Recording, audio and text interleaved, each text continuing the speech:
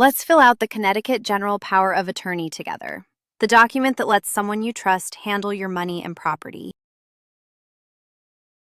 Start with you, the principal.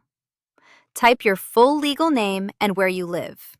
Use your full legal name exactly as it appears on your ID, so there's no doubt who signed.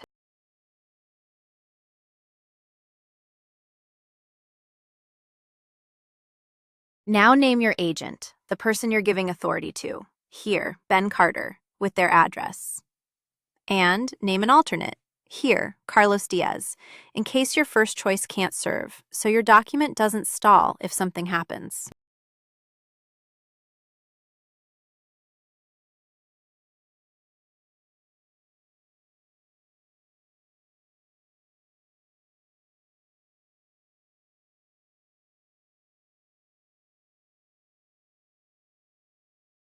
Now the powers. The form lists subjects A through N. To give your agent authority over everything, initial the line in front of N. To grant only some, initial just those specific lines instead. Then choose when it takes effect. Here, effective immediately. One important thing, depending on your state, a general power of attorney may stop working if you become incapacitated.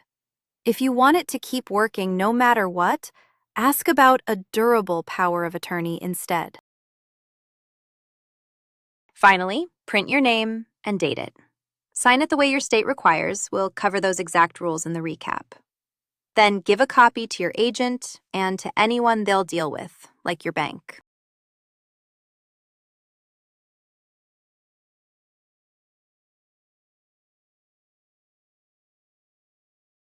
First, the document must be dated. Simple enough, but don't skip it.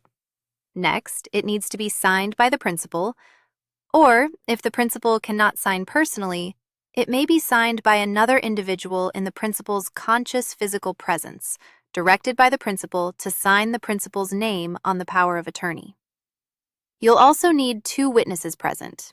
And finally, the principal must acknowledge the signature before a notary public, a commissioner of the Superior Court, or another individual authorized by law to take acknowledgments.